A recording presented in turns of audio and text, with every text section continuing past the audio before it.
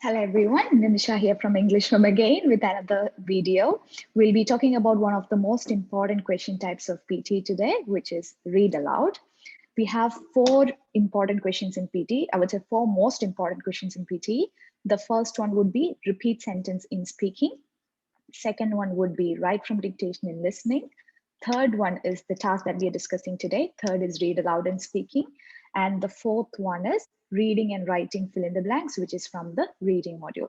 So today we will be discussing about read aloud, which looks like a very simple task at first, but it carries a lot of points and many people tend to make a lot of silly errors here, which could be easily corrected, which is what we'll be discussing about today. So let's go ahead with it. I'll share my screen with you so you can see the questions. All right. So I'll first show you a sample screenshot of how it is going to look like. So you will have this instruction on top of the screen. This would be your first item in speaking. Speaking will be the first module in the exam as well. And in speaking, you will be starting with read aloud. So this is actually the question that you start your exam with. So the instruction would be, look at the text below. In 35 seconds, you must read this text aloud as naturally and clearly as possible. You will have 35 seconds to read aloud, 35 to 40. So you will have this recording status bar here. It will show recording begins in how many more seconds. And once the recording begins, you will start seeing a blue bar over here. So what you're supposed to do is you have to read the sentence which is given to you on the screen. Really simple, right? But it's not that simple as it seems. So first I'll explain the scoring criteria to you. So this item would be 6 to 7 of them. You'll be getting 6 to 7 of these questions in the exam. So you'll be getting 6 to 7 paragraphs, different ones. And the communicative skills tested are, the communicative skills tested are speaking and reading. This item is giving points, 20 points to speaking and 20 points to reading as well, 20 out of 90. And the enabling skills, sorry, it's a mistake in the slide. It is enabling skills. The enabling skills evaluated in your read aloud. Enabling skills means this is a scoring criteria for your read aloud. So read aloud will be evaluated based on content, fluency, and pronunciation.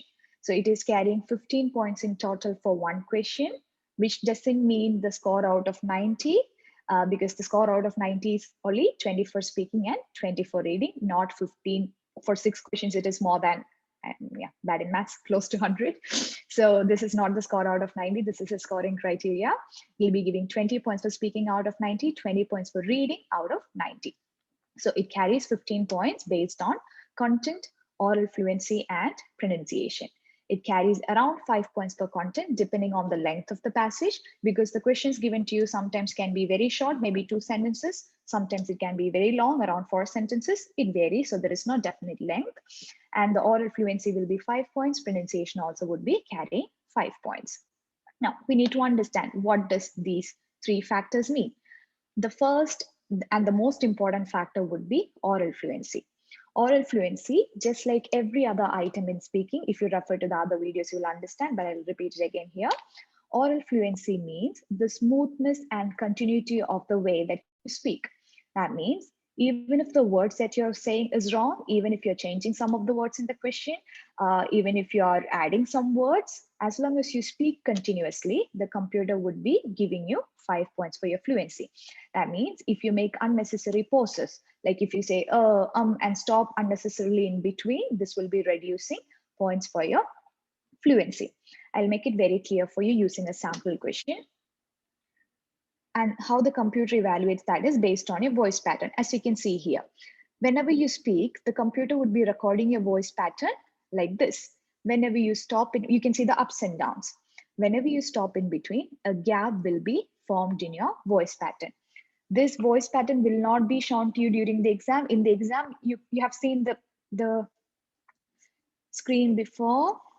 It'll be like this. You will just have the recording status bar and the question. You will not have the voice pattern. This is just for you to understand, and it's just for explanation purpose.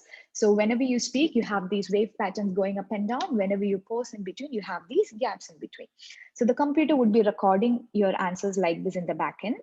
So more the number of gaps, the computer will be counting them. More the number of gaps, like this is a very long gap.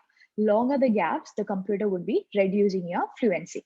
I'll make it very clear. So I'll do this question. What I'll do is, I'll do the first half with so many pauses and hesitations. And the second half, I'll read it continuously. So you can see the difference in the voice pattern yourself.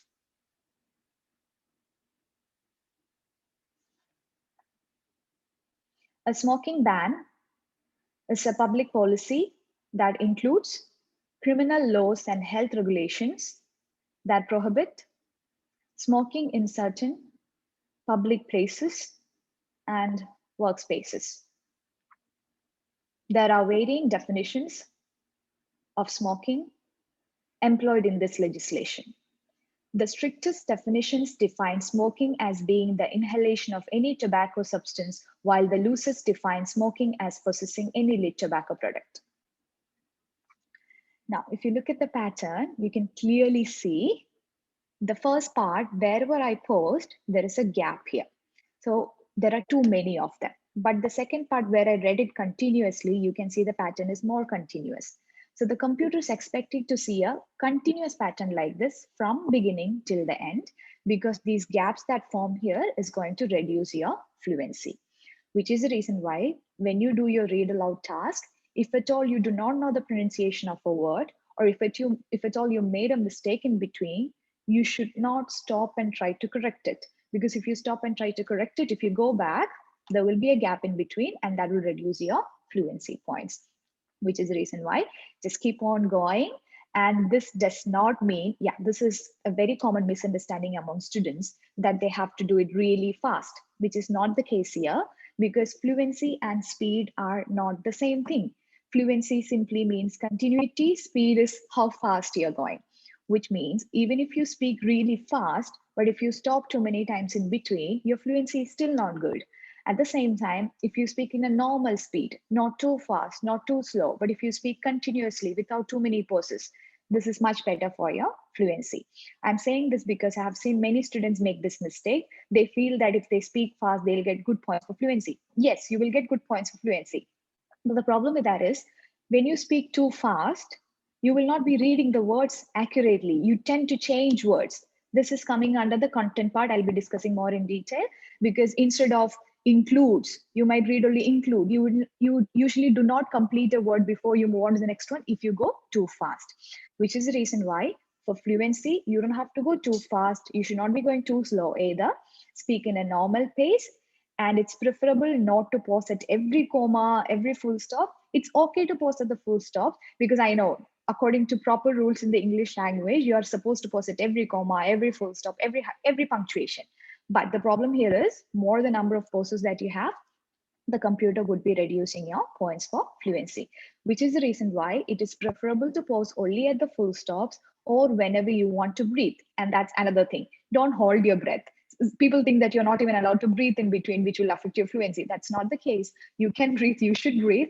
Otherwise, if you keep on reading till the last second without even taking a breath, by the time you reach towards the end of the sentence, especially if it is a long sentence, you will lose your voice and you will start, like your voice will not come out and you will lose the content and pronunciation of the words. So speak in a normal pace, not too fast, not too slow. Pause whenever you want to breathe, but the pause that you make should not be too long, less than a second. Take the breath and start the next part immediately. If you want, I can give a sample of the same question here. I'll do it with the proper fluency. A smoking ban is a public policy that includes criminal laws and health regulations that prohibit smoking in certain public places and workspaces. There are varying definitions of smoking employed in this legislation. The strictest definitions define smoking as being the inhalation of any tobacco substance, while the loosest define smoking as possessing any lit tobacco product. You can see the difference in the pattern. Also, you can see these gaps here. These are the gaps where I took my breath. These ones are perfectly fine. The problem is when you have too many of them and too long ones. That's what reduces your fluency score. All right. Now, coming back to the remaining factors. Okay, so that is fluency, which means even if you do not know the pronunciation of a word, even if you said something wrong, don't try to correct it. Just keep on speaking continuously, preferably pause only at the full stops or when you want to breathe for less than a second, short pauses. Now, the second factor is pronunciation. This is also extremely important. Pronunciation is the part where the computer should be able to understand the words that you're saying. Now, Some people have a tendency of mumbling here as well. This applies for every question of speaking part. So even if you're reading it correctly, if you don't open up and enunciate clearly, if you like speak in a really low voice, or if you speak inside your mouth, this will affect your pronunciation as well. So in the exam, especially because people will be speaking at the same time around you, because speaking for everyone, there will be around 10 people in the exam center. Everyone would be starting the exam at the same time. Everyone would be reading their read aloud at the same time. So everyone is going to speak at the same time. It's going to be noisy. So if you speak in a really low voice, or if you don't open up clearly, if you don't speak clearly, the computer would not be able to understand your pronunciation. Just like you're speaking to any AI softwares, and like even Siri or Amazon or whatever it is, if you do not speak clearly, the computer would not understand you. So make sure you understand this. You're not speaking to a person, you're speaking to a computer. So you need to enunciate clearly, open up your mouth and speak loud and clear. Then again, you should not shout, because if your voice is too loud also, that's out of the computer's limits. So speak in a normally loud voice, in a normal speed, continuously, without any hesitation. Do not mumble, do not speak in a low voice. Now, content. Actually, this is the part where almost everyone I have seen among my students as well, they make a mistake. Mistake in content means if you miss any words from the question, if you skip any words from the question, if you add any words, if you replace any words, all these things will come under the content part. And most people make a mistake here because they are trying to maintain fluency. They're trying to go too fast so that they get good points for their fluency. But the problem with that is this is going to compromise your content. And if your content is compromised, the problem is you're not going to get the points which is supposed to go to the reading. But I'm not saying you won't get any, but instead of 20, your points will be reduced based on the number of mistakes that you made. Because the 20 points which is supposed to go to speaking is dependent on fluency and pronunciation, while the 20 points which is supposed to go to reading is dependent on your content part. So if you make too many changes in the question, for example, I'll give you a very common sample among students. For example, yeah, in this sentence, in the second quarter of the 19th century, a rapidly growing middle class created a great demand for furniture production. Now, sometimes instead of production, students read productions, or instead of, let's say, woodworkers, students read only woodworker. So you're missing the S, you're missing the ED. And the problem is you're not even noticing it, because what you do, you just keep on practicing question after question back to back, and you are not checking if you're doing it correctly. Which is one suggestion for you. Whenever you practice read aloud, practice in a noisy room, just like I mentioned for the other modules in speaking as well, because in the exam center also it's going to be noisy. So you need to get used to the distraction. So practice in a noisy room, maybe put on the TV and practice, put on music and sit in front of it and practice with your headphones. But when you practice, after you finish recording your answer, do not just move on to the next question immediately. Just play your recording and hear it back. Cross check with the question to make sure that you're reading all the words correctly. Because when you change words, when you add words, especially S and ED at the end, if you miss or add them, this is going to affect your content part, and that is going to affect the points. That is going to reduce the points which is supposed to be given to the reading module. Instead of 20, maybe you'll get only 10 or 15 based on the number of mistakes that you make, which is the reason why when you practice, always make sure all three factors, content, fluency, and pronunciation are on point. Even though it looks like a simple question, you need practice to master it, especially in terms of content, because fluency and pronunciation is not hard to get used to. Once you do around 20-30 questions in a day, it'll be easy. But content, always cross-check with your audio and the passage to make sure that you're reading the words correctly. But then again, like I said before, if at all you made a mistake, don't bother to correct. Just skip that word and move on to the next word, because if you made a mistake, already you lost points in the content part. If you made a mistake and if you try to go back and correct it again, you're going to lose more points in fluency also, which is the reason why mistakes, skip it, move to the next word and continue. Now, the timing regarding this question, for each task, the computer would be giving you 35 to 40 seconds preparation time. After the preparation time, you'll be hearing a beep and you will see the recording status bar with the blue color bar here. The computer starts the recorder when you see the blue color here. Now, in PTE, especially the speaking part, there is a specific rule here. If the computer does not hear anything for 3 seconds or more, if the computer doesn't hear anything for 3 seconds or more, it will stop the recorder. Just a sec.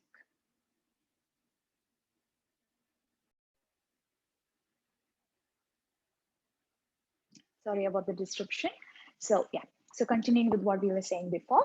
So the computer has a rule here. If the computer does not hear any voice for 3 seconds or more, it will stop the recorder, which means, let's say it already started showing the blue color bar here, and you waited till, let's say here. Even though you answer perfectly, the computer would not be recording your voice because it did not hear anything for 3 seconds, which means it will stop the recorder. And that is the reason why in every task of speaking, you need to start answering as soon as you see the first blue bar. Not before, not too much later as well. As soon as you see the first blue bar, you should start answering. Otherwise, the computer will close the recorder. And that's what this point is about.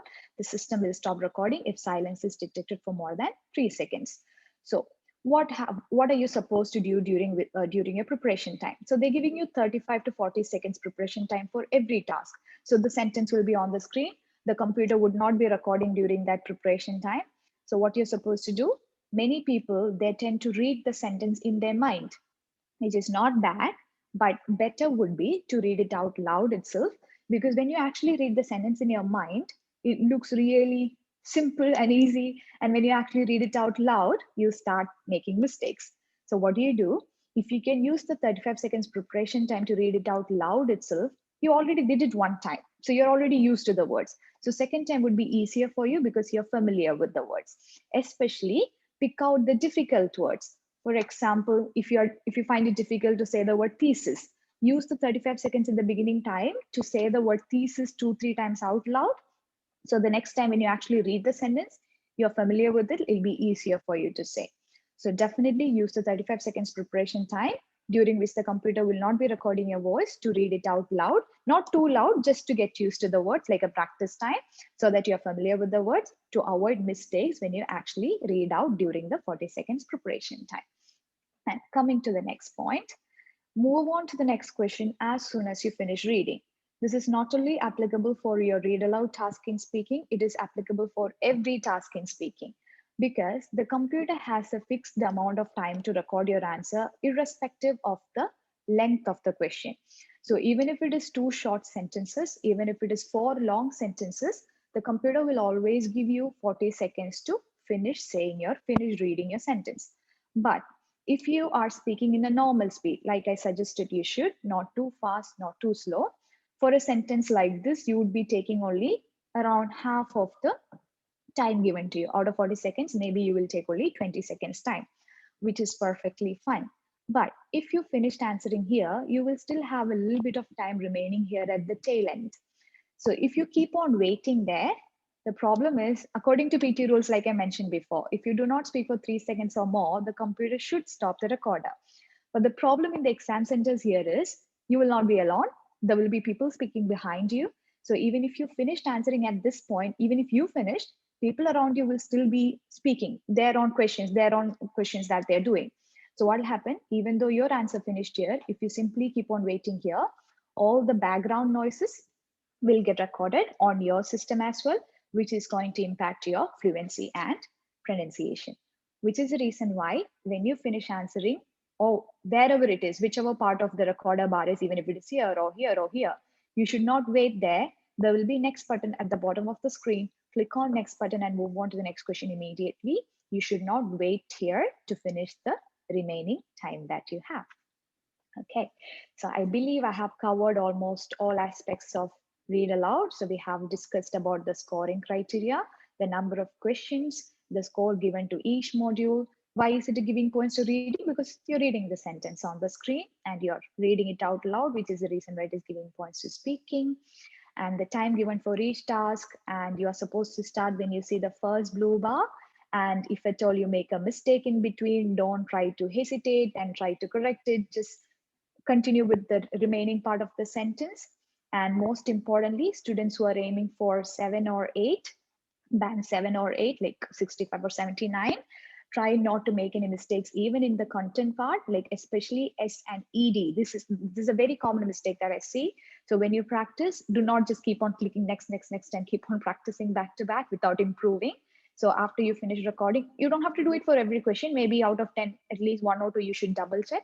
Listen back to your recording and make sure that you're reading all the words exactly as it is. All right. Okay, so that's pretty much it in reading, guys. I believe this would be helpful for you. We'll be coming up with more videos, and you can already watch our existing videos regarding all the item types. And if you need any help with PT regarding one-to-one classes, because we are an academy who specialize in one-to-one coaching rather than group classes, because we understand that some students need one-to-one attention itself rather than, I'm not saying group classes are bad, but some people need one-to-one help.